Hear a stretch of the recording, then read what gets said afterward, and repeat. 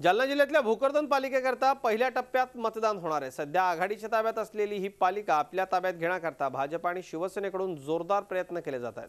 पाहुयात थेट भोकरदनमधून निवडणुकीचा ग्राउंड रिपोर्ट। भोकरदन नगरपालिका निवडणुकीत रावसाहेब दानवेंची प्रतिष्ठा पणाला। रावसाहेब दानवेंविरुद्ध चंद्रकांत दानवेंमध्ये संघर्ष।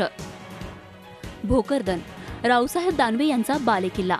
भाजपच्या प्रदेशाध्यक्ष पदामुळे जालना जिल्ह्यातल्या भोकरदन पालिका निवडणुकीला विशेष महत्त्व प्राप्त झालंय। ही पालिका ताब्यात घेण्यासाठी भाजप, शिवसेना, राष्ट्रवादी आणि काँग्रेस या चारही पक्षांबरोबरच MIM देखील रिंगणात आहे। भाजप, काँग्रेस आणि राष्ट्रवादी 17 जागांवर स्वतंत्र लढत असून शिवसेनेनं 15 जागांवर आपले उमेदवार उभे केलेत। 17 जागांसाठी 71 उमेदवार रिंगणात असून 44 उमेदवारांनी माघार घेतली आहे।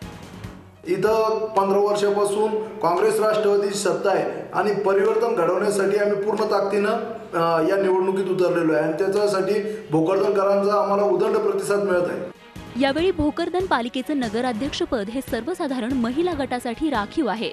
भाजपकडून अर्चना चिने, शिवसेनेकडून उज्ज्वला शर्मा, राष्ट्रवादीकडून रिजवाना नईम कादरी, काँग्रेसकडून मंजुषा देशमुख तर MIMनं देखील शेख शहनाज शेख बेगम यांना उमेदवारी दिली आहे। आधीच काँग्रेसच्या ताब्यात असलेली ही पालिका ताब्यात घेण्यासाठी भाजपने देखील आपली ताकद पणाला लावली आहे, तर काँग्रेसनेही पालिकेवर वर्चस्व निर्माण करण्यासाठी काँग्रेस कामाला लागलाय।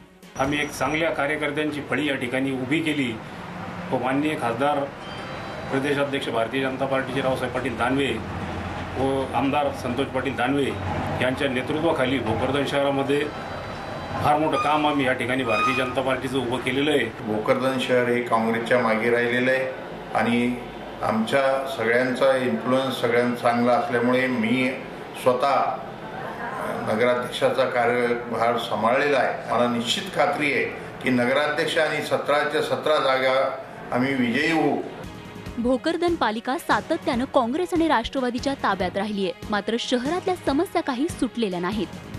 भोकरदन शहरामध्ये बसस्थानक भागापासून ते नवीन भोकरदन पर्यंत येणारा जो रस्ता आहे त्या रस्त्यावरील जे पथदिवे आहेत ते बंद आहेत आणि काही ठिकाणचे जे नवीन आता रस्त्याचं काम चालू झालं त्या रस्त्याच्या कामामुळे काही पोल्स त्या रस्त्यामधले काढण्यात आले। ते पोल्स पुन्हा लावण्यात यावे व परत त्या पथदिवे चालू करण्यात यावे।